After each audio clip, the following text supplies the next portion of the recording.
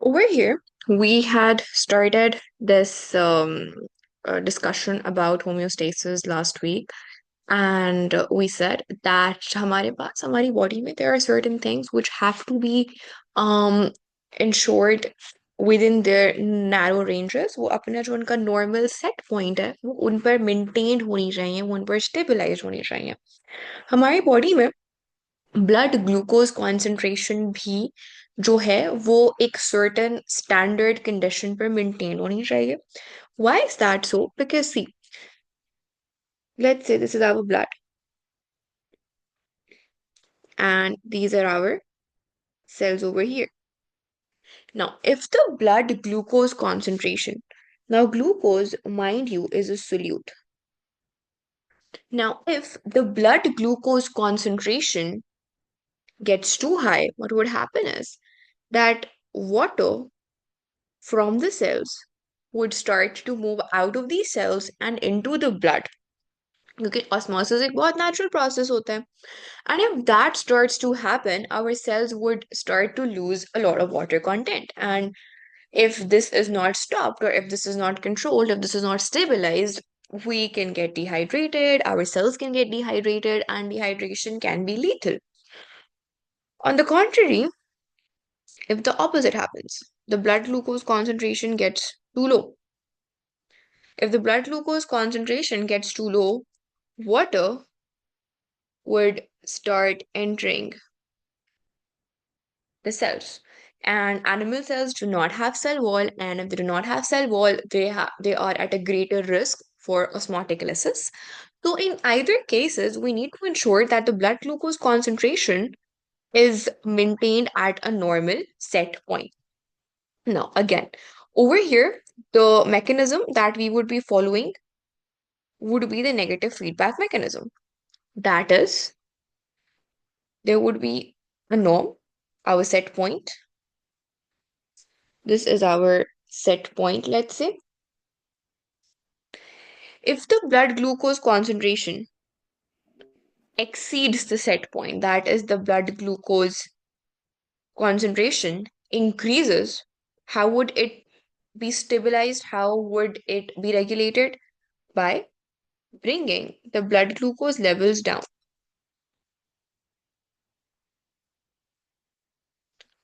And because we are counteracting or we are opposing the stimulus, we are opposing the change, this would be an example of negative feedback. Similarly, if the blood glucose concentration gets too low, how would we stabilize it? How would we regulate it? We would regulate it by increasing the blood glucose concentration back to the set point. And again, we are counteracting, opposing the stimulus, and hence this is an example of negative feedback. Now, how does this happen? What's the mechanism? We're going to study that. Now, over here, we have an endocrine gland called the pancreas. So, pancreas look something like this. They're like a leaf like structure. कुछ इस तरह का structure होता है pancreas का, like a leaf. And उन pancreas के बीच में हमारे पास एक रीजन होता है जिसको हम बुलाते हैं islets of Langerhans. Actually, बहुत सारे islets of Langerhans होते हैं. So let's say the circles that I am drawing are your islets of Langerhans. Islets हमारे पास are similar to islands. So a lot of islands collectively are known as islets. So कोई जगह थी शायद, probably, I'm not sure about this information, but I think so. Islets of Langerhans से मिलती हुई शक्ल होती है in endocrine areas of pancreas की, and that is why they're called the islets of Langerhans. And these islets of Langerhans can detect the blood glucose stimulus. So हमारे पास जो receptors होते हैं वो कहाँ पर प्रेजेंट होते हैं या वो कौन होते हैं? वो हमारे islets of Langerhans होते हैं. And the islet of Langerhans are basically present in your pancreas. This is your pancreas. Inside the pancreas, we have a region which we call the islets of Langerhans. And within the islets of Langerhans, the receptors are present which would detect um, the stimulus related to the blood glucose concentration. Yes, a smaller islands are known as islets. You're right, Amit.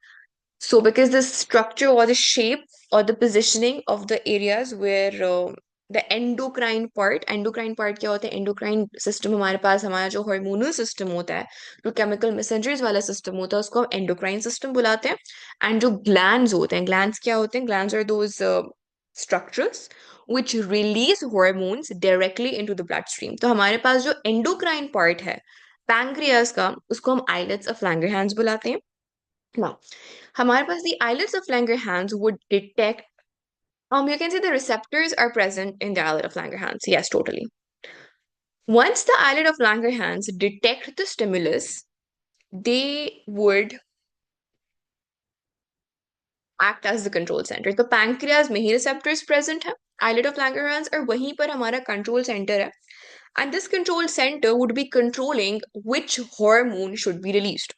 Now, there are two types of cells present in the islets of Langerhans. There are two types of cells: alpha cells and beta cells. And ये दोनों sales हैं, ये दो different किस्म के hormones release करता है. The alpha cells are responsible for the secretion of glucagon and the beta cells are responsible for the secretion of insulin. Now, glucagon and insulin are antagonistic hormones. Yes, Amar, is there any question? Miss, isn't the coordinating center जो brain होता है वो होता है ना coordinating center? हाँ, brain बिल्कुल हमारा कोऑर्डिनेटिंग सेंटर होता है, लेकिन बहुत दफा हमारे पास जो कोऑर्डिनेशन हो रही होती है उसमें ब्रेन इन्वॉल्व नहीं होता.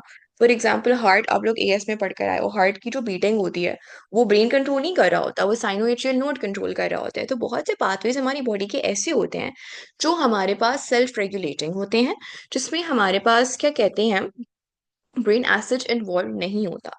सो आपका जो कंट्रोल सेंटर होता है ना इन दिस पाथवे, वो आपका पैंक्रियाज ही होता है. ठीक है.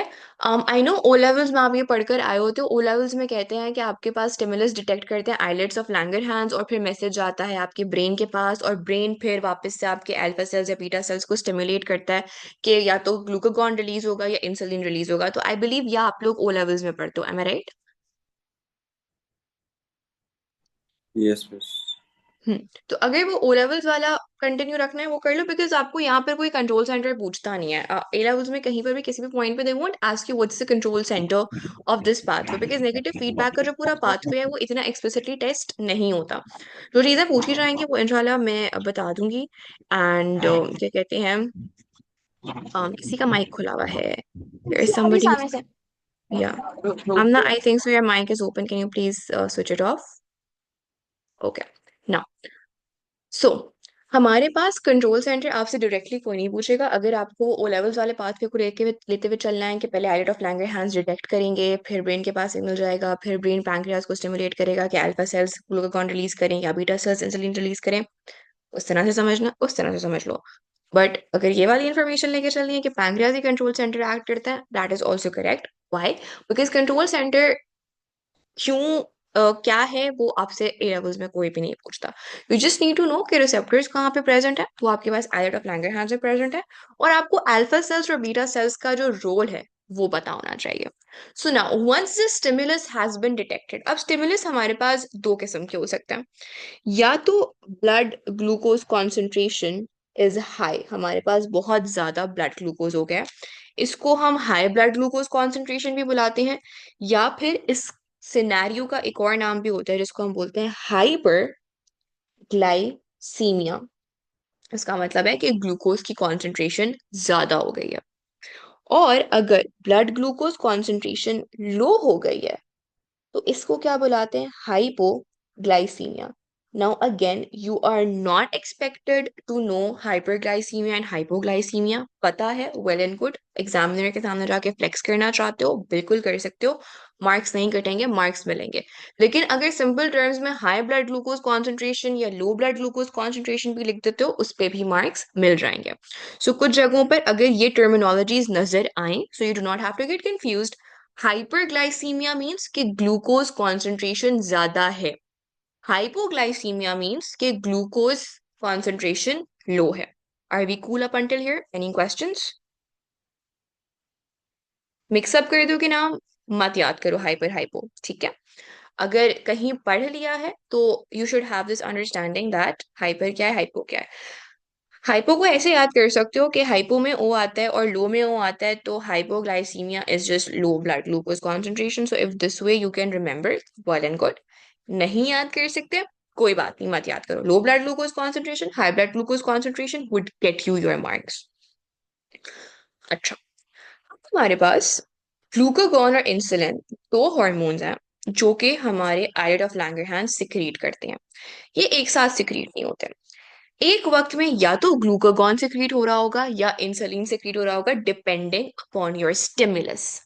नाउ हमारे पास ग्लूकागॉन एंड इंसुलिन, ये हमारे पास एंटागोनिस्टिक हॉर्मोन्स होते हैं। एंटागोनिस्टिक हॉर्मोन्स क्या होते हैं? आप लोगों ने शायद एंटागोनिस्टिक मसल्स पढ़ा हो अपने ओ लेवल्स में, नहीं पढ़ा तब भी कोई बात नहीं है। बट बाइसेप्स एंड ट्राइसेप्स, जब एक मसल कॉन्ट्रैक्ट करता है दूसरा रिलैक्स करता है, और एक मसल रिलैक्स करता है दूसरा कॉन्ट्रैक्ट करता है, ये पढ़ा हुआ है, ये अंडरस्टैंडिंग है कि एक मसल अगर कॉन्ट्रैक्ट कर रहा है दूसरा रिलैक्स कर रहा है, दूसरा कॉन्ट्रैक्ट कर रहा है तो the other one is relaxing. This is antagonistic, यानी एक चीज जो दूसरा कर रहा है उसका opposite the other thing would be doing.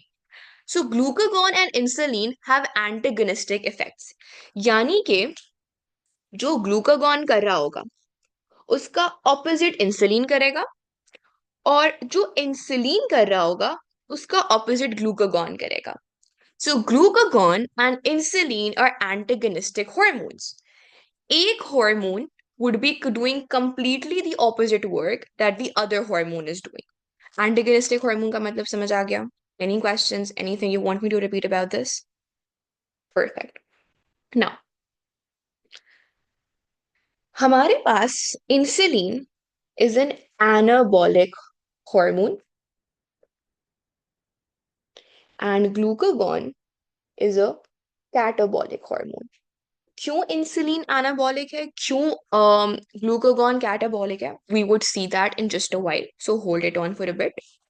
अच्छा, अब हमारी बॉडी में let's say high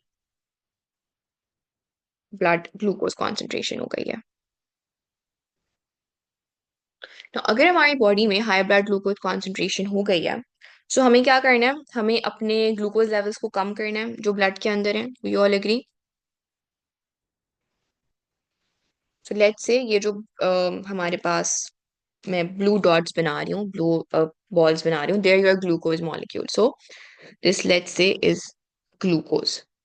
now we need to reduce the amount of glucose that is present in the blood. हमारे पास once the body detects कि हमारे पास क्या कहते हैं हाई ब्लड ग्लूकोज कॉन्सेंट्रेशन है, can you guys tell me ये high blood glucose concentration कौन detect कर रहा होगा?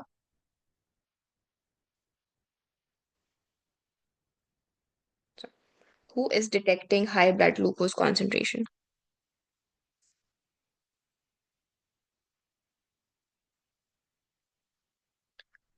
Islets of Langerhans. Right. So the islets of Langerhans are basically where the detection of the blood glucose stimulus takes place. So the islets of Langerhans would detect whether हमारे पास जो stimulus है उसको ये detect कर रहे होंगे। Now high blood glucose concentration है हमारे पास। हाई ब्लड ग्लूकोज कॉन्सेंट्रेशन जब होती है हमारे पास इंसुलिन प्रोड्यूस होता है, एंड इंसुलिन अगर प्रोड्यूस होता है तो इंसुलिन को कौन से सेल्स प्रोड्यूस कर रहे होते हैं? बीटा सेल्स प्रोड्यूस कर रहा होता है, ठीक है। Yes, alpha and beta secrete. तो हमारे पास islets of Langerhans in this case would stimulate beta cells, beta cells को सिग्नल करेंगे। जब बीटा सेल्स स्टिम्युलेट होंगे, जब बीटा सेल्स ट्रिगर होंगे, beta cells would release insulin into the bloodstream. Hormones are always released into the bloodstream. So let's say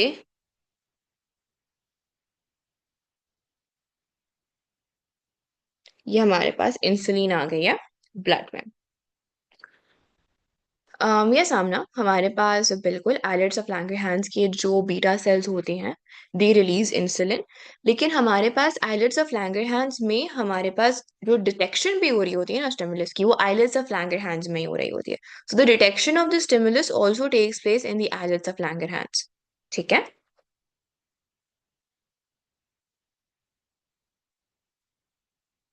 नहीं, हमारे पास क्या कहते हैं, जो ब्लड ग्लूकोज कॉन्सेंट्रेशन है ना, उसमें हाइपोथैलेमस का रोल आज सच नहीं है। ठीक है, perfect. Now, once the islets of Langerhans detect the stimulus, they would send a message to the beta cells, and the beta cells would release insulin, and the insulin would be secreted in the bloodstream. Now, it is in the bloodstream. Now, insulin के target cells क्या होते हैं? Insulin के दो target cells होते हैं. The target cell of insulins are your liver cells and your muscle cells. आपके जो skeletal muscle cells होते हैं, these two are the target cells of insulin. Now, हमारे पास let's say these are our adipose cells भी होता है, बिल्कुल adipose cells भी होता है।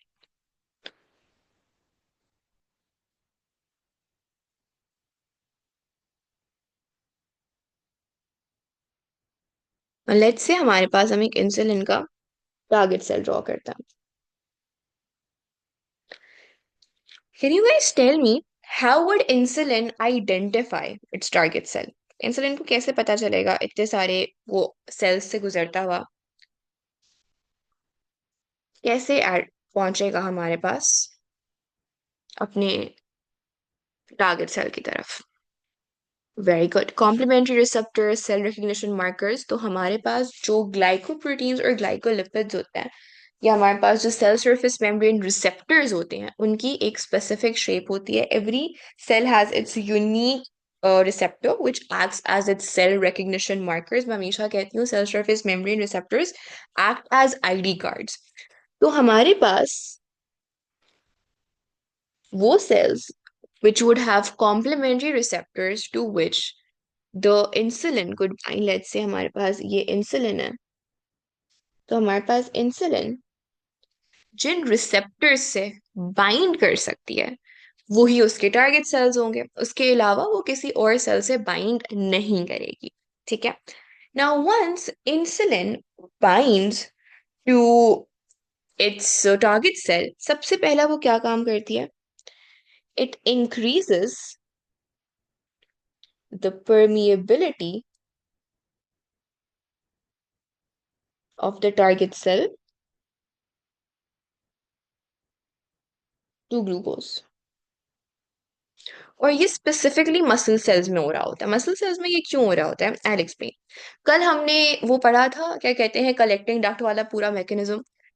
कलेक्टिंग डक्ट वाले पूरे मैकेनिज्म में हमारे पास जब एडीएच आकर बाइंड करता था अपने टारगेट सेल से, सो क्या हो रहा था? What was ADH causing upon the collecting duct cells? What was happening once the ADH binds with the collecting duct cells? Any idea? कुछ याद है कल से? Very good Mishal. aquaporins attach to cell surface membrane। लेकिन aquaporins कैसे attach होते हैं? aquaporins vesicles पे लगे हुए होते हैं, एंड वो जो aquaporins है, वो vesicles the moment ADH binds with the collecting duct cells, हमारे पास वो vesicles start to fuse with the membrane। और जैसे ही वो सेल सरफेस मेम्ब्रेन के साथ बाइंड कर जाते हैं, हमारे पास और ज्यादा aquaporin चैनल्स आ गए सेल सरफेस मेम्ब्रेन की तरफ। तो इस वजह से क्या हो रहा है कि हमारे पास और ज्यादा चैनल्स हैं to bring back water in. तो इस तरह से हमारे पास वाटर की परमिएबिलिटी इंक्रीज हो जाती है कलेक्टिंग डक्ट सेल्स में। Do you all agree? Do you all remember this from yesterday? ना कुछ यही सिमिलर मैकेनिज्म मसल सेल्स में होता है. This is something that we see in muscle cells. सही है. So this is a muscle cell. Now muscle cells के अंदर वेसिकल्स होंगी. ठीक है, लेट्स से हमारे पास वेसिकल्स हैं. और इन वेसिकल्स पे क्या लगे हुए हैं? इन वेसिकल्स पे ग्लूट्स लगे हुए हैं. So these are the vesicles which has which have glutes attached on them. So these vesicles have your glucose transporters. Once the insulin binds with the muscle cell, so let's say the insulin has binded with the muscle cell, it would cause this vesicle to fuse with the cell surface membranes. मतलब हर जगह पे हमारे पास ये fusion हो जाएगी. And once the vesicles have fused with the cell surface membranes, हमारे पास ज्यादा transport proteins exist करने लग जाएंगे on the muscle cells cell surface membrane, जिसकी वजह से glucose has more doors through which it can enter, and hence हमारे पास blood से ज्यादा ग्लूकोज आ रही होगी इनसाइड द मसल सेल्स. तो हमारे पास ब्लड से glucose would start entering into the muscle sales via the glutes, because अब इनकी जो परमिएबिलिटी टुवर्ड्स ग्लूकोज है वो बढ़ गई है. क्यों बढ़ गई है? बिकॉज हमारे पास जो वेसिकल्स पहले साइटोप्लाज्म के अंदर थे, वो vesicles which contain the glucose transporters are now attached or fused with the cell surface membrane, और इस तरीके से मसल सेल्स की जो permeability towards ग्लूकोज है वो इंक्रीज कर जाती है, और ब्लड से ग्लूकोज एंटर ज्यादा करने लगता है in the muscle sales. This way हमारे पास ब्लड से जो ग्लूकोज की अमाउंट है वो कम होना शुरू हो जाती है. Okay, I repeat. अब होता है ये वाला मैकेनिज्म इतना ज्यादा इंपॉर्टेंट नहीं. आपको पता है ये जो मैं पूरी आपको कहानी सुना रही हूँ, आपको ये पेपर में कैसे लिखनी है. You just simply have to write this one statement that once insulin attaches to its target cell, it increases the permeability of the target cell to glucose. बस इतनी कहानी लिखनी है. I'm just explaining it so that you have an idea कि permeability कैसे increase करती है. मैं फिर से ही mechanism explain कर रही हूँ. There are vesicles present in the cytoplasm of muscle cells which have what? Which has glucose transporters. ठीक है, माइंड यू मेरी ड्राइंग बहुत ही एबनॉर्मल हो रही है इस वक्त.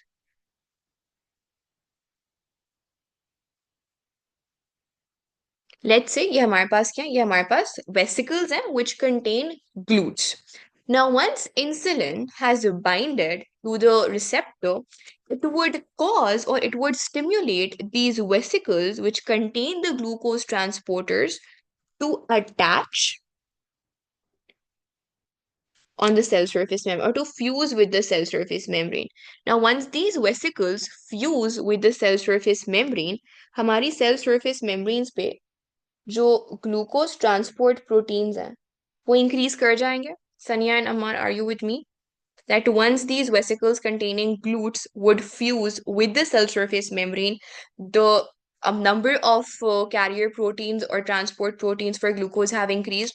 अगर हमारे पास cell surface membrane पे ज़्यादा glucose transporters present है तो हमारे सेल के अंदर ज़्यादा glucose आ सकती है. So can I say that this cell has an increased permeability towards glucose? So this is how insulin increases the permeability of muscle cells to glucose, जिसकी वजह से ज्यादा ग्लूकोज ब्लड से मसल सेल के अंदर आ रही है. ठीक है. Now, once this glucose has entered the muscle cells and the liver cells, अच्छा ये जो पूरा फिनोमेना था that was specific for just the skeletal muscle cells. अब जो बाकी के पॉइंट्स मैं बता रही हूँ वो आपके सारे जो टारगेट सेल्स हैं ऑफ इंसुलिन उसमें हो रहा होता है. Now, हमारे पास क्या हो रहा होता है दैट इन एनी सेल, चाहे वो लिवर सेल हो, चाहे वो स्मूथ मसल सेल हो, बॉडी का कोई भी सेल हो, उसमें नेचुरली उसकी सेल सरफेस मेम्ब्रेन पे ग्लूट्स एग्जिस्ट करते हैं. Do you all agree that all cells would have glucose transporters, because सारे ही सेल्स के अंदर ग्लूकोज आती है. तो अगर सारे ही सेल्स के अंदर ग्लूकोज आती है तो सारे ही सेल्स के पास ग्लूट्स होंगे, बिकॉज ताकि रेस्पिरेशन के लिए ग्लूकोज अंदर कैसे आएगी, ग्लूट्स के थ्रू आएगी ना. Because glucose can not directly diffuse through the cell surface membrane, it needs a transport protein. So all cells, be the liver cells, be the adipose cells, the muscle cells, they have GLUTs. अच्छा जी, glucose अंदर आ गई, blood से glucose अंदर आ गई, ये वापस बाहर भी तो जा सकती है ग्लूट्स के थ्रू. तो यू ऑल एग्री. तो इससे हमारा प्रॉब्लम कैसे सॉल्व हुआ, प्रॉब्लम तो सॉल्व नहीं हुआ. So something has to happen in the structure of glucose which would slightly change the shape of glucose. और जब वो ग्लूकोज की हल्की सी शेप चेंज कर देगी तो अब वो ग्लूकोज ग्लूट्स के थ्रू मूव नहीं कर पाएगी. Exactly, it gets phosphorylated. Phosphate groups add हो जाते हैं ग्लूकोज के ऊपर. अब हमारे पास अगर एक फॉस्फेट ग्रुप ऐड हो रहा है ग्लूकोज के ऊपर, सो कैन वी से कि ग्लूकोज का जो स्ट्रक्चर है वो थोड़ा बहुत चेंज हो गया है, जिसकी वजह से अब जो ग्लूकोज है वो इतनी कॉम्प्लीमेंट्री नहीं रही है with the glutes, and hence it can not move across the transport carrier. Do you all agree? Are you guys with me? Anyone who cannot understand this? Yes, Mutahar. Okay, I'll repeat. So basically, Mutahar, what I'm saying is कि हमारे पास अगर हमने glucose की permeability बढ़ा दी है, जिसकी वजह से ग्लूकोज सेल के अंदर आ गई है, सो इसकी क्या गारंटी है कि वो ग्लूकोज जो सेल के अंदर आ गई है वो वापस ब्लड में नहीं जाएगी थ्रू ग्लूट्स, वो down the concentration gradient glutes के थ्रू मूव कर सकती है ना back into the blood. Is that possible? Now, we need to ensure that the glucose stays within the cell and it does not go back to the blood. And for that, the glucose gets phosphorylated. हमने glucose की phosphorylation के step में पढ़ी है या कहाँ पहले पढ़ी हुई है? Any recollection guys? अच्छा, and just by the way, जैसे ही फॉस्फोराइलेशन हो जाती है ग्लूकोज का स्ट्रक्चर थोड़ा बहुत चेंज हो जाएगा. जब चेंज हो जाएगा तो now this phosphorylated glucose is no longer complementary to glutes and hence it cannot escape back into the blood via glutes. So इसलिए phosphorylation of glucose का होना जरूरी है. एंड एग्जैक्टली जैसे ही हमारे पास क्या कहते हैं फॉस्फोराइलेशन हो जाएगी, it's like now this glucose would enter into the glycolysis pathway और हमारी ग्लूकोज यूज अप होना शुरू हो जाएगी रेस्पिरेशन. सो एक तरीका हमारे पास क्या होता है ब्लड ग्लूकोज कॉन्सेंट्रेशन को रिड्यूस करने का, वो ये है कि भाई इतनी ज्यादा ग्लूकोज बॉडी में जल्दी जल्दी रिस्पायर करके एनर्जी बनाओ. इससे दो फायदे होंगे, बॉडी में एनर्जी आ रही होगी और हमारे पास क्या कहते हैं जो ब्लड है उससे जो ग्लूकोज की अमाउंट है वो रिड्यूस हो रही होगी. So are you guys with me till here? So phosphorylation of glucose takes place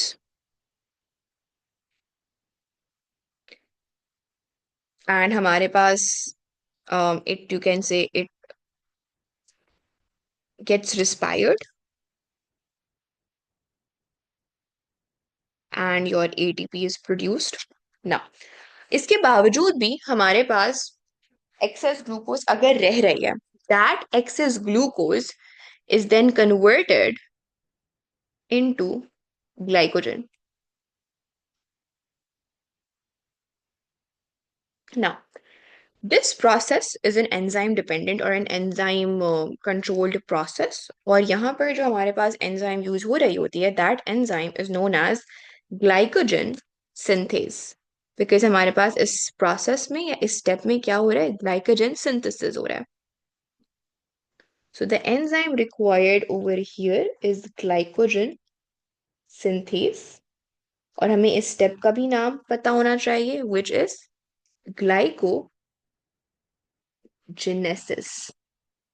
Glycogenesis.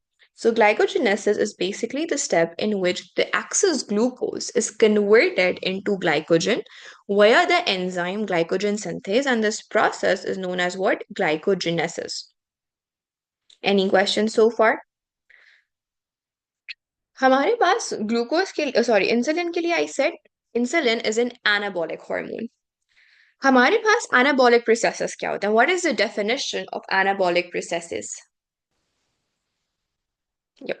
So हमारे पास anabolic reactions are basically making larger compounds out of smaller compounds. Now, glucose क्या है?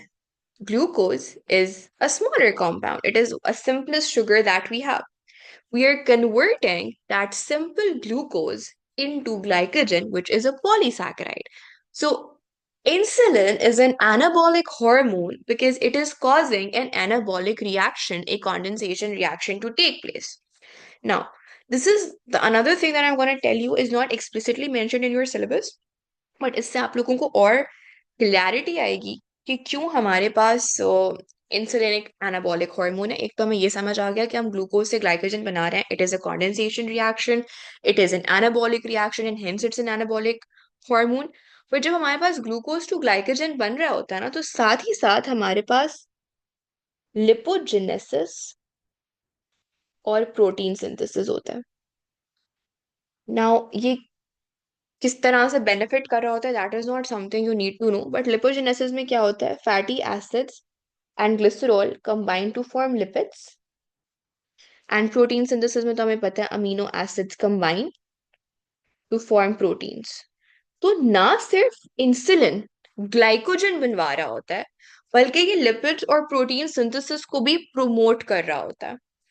And because of that, हमारे पास holistically we can say that insulin is an anabolic hormone. Are you guys with me? Any questions?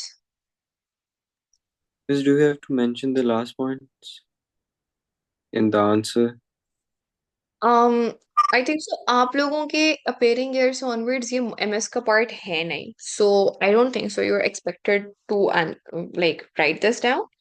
I don't think so. You have to write this down. ये मैंने क्यों बताया, क्योंकि इसकी significance ना glucagon के mechanism में ज्यादा इंपॉर्टेंट है। तो ग्लूकागॉन में मैं समझा रही हूँ कि लिपोलिसिस और प्रोटीन्स का हाइड्रोलिसिस, तो वहां पर सिग्निफिकेंस आ जाएगी। सो जस्ट बिकॉज वहां पर मैं पढ़ा रही होंगी तो मैंने यहाँ पर भी जस्ट मेंशन कर दिया, you don't need to know the details of it कि लिपोजेनेसिस और प्रोटीन सिंथेसिस क्यों हो रहा होता है। You just need to know कि हमारे पास insulin is an anabolic hormone, क्योंकि हमारे पास जो ग्लूकोज है that is converted into glycogen reserves in the presence of the enzyme glycogen synthase, and this process is known as glycogenesis. But खाली glycogenesis नहीं हो रहा होता हमारे पास, खाली एक लार्जर कॉम्प्लेक्स मॉलिक्यूल नहीं बनवा रही होती इंसुलिन, बल्कि ये ऑल्सो ये lipogenesis which is lipid formation and protein synthesis which is protein formation उसको भी ट्रिगर कर रही होती है। So that's all you need to know. ठीक है, इसकी डिटेल में हमें जाने की जरूरत नहीं है। Are we cool? Miss, this is also an antagonistic character, right? This is an anabolic character. Antagonistic जो वो है क्या कहते हैं, एंटागनिस्टिक को मैं किस तरह से रिलेट करना है कि जब हमारे पास इंसुलिन प्रोड्यूस होती है ना, the insulin production basically inhibits the secretion of glucagon. तो हमारे पास जैसे ही इंसुलिन सिक्रीट होगी ना, ग्लूकागॉन सिक्रीशन इनहिबिट हो जाएगी, ग्लूकागॉन प्रोडक्शन बंद हो जाएगी। सो एक चीज जब रिलीज हो रही होगी, एक हार्मोन जब रिलीज हो रहा होगा तो दूसरा हार्मोन रिलीज नहीं हो रहा होगा, या उसकी रिलीज इनहिबिट हो जाएगी। और जब हमारे पास ग्लूकागॉन रिलीज हो रहा होगा तो इंसुलिन सिक्रीशन इनहिबिट हो जाएगी। इस एस्पेक्ट से ये हमारे पास एक एंटेगनिस्टिक मैकेनिज्म है। ठीक है हम ना, या वी विल डू, अभी वो ग्लूकागॉन में हम करेंगे। I am just starting glucagon, तो उसमें पूरा सेकेंडरी मैसेंजर और एंजाइम कैस्केड रिएक्शंस आ जाएंगे। How is Calvin cycle related to this?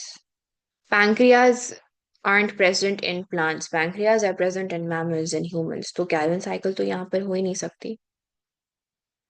Why are lipids and proteins being produced, miss? अच्छा, इसकी हम बात करते हैं जब हम ग्लूकागॉन पढ़ेंगे ना। ग्लूकागॉन में एक रिएक्शन में पढ़ाऊंगी, just hold on to this part. मैंने ये क्यों लिपोजेनेसिस और प्रोटीन सिंथेसिस का बताया, ये गिव मी 10 मिनट्स, क्लियर हो जाएगा जब हम ग्लूकागॉन का पूरा मैकेनिज्म पढ़ लेंगे। ठीक है सनिया, आपको क्लियर हो गया कि यहाँ पर कैल्विन साइकिल नहीं हो रही है? क्यों नहीं हो रही है? बिकॉज पैंक्रियाज होते नहीं है प्लांट्स के पास, और प्लांट्स में कैल्विन साइकिल हो रही होती है।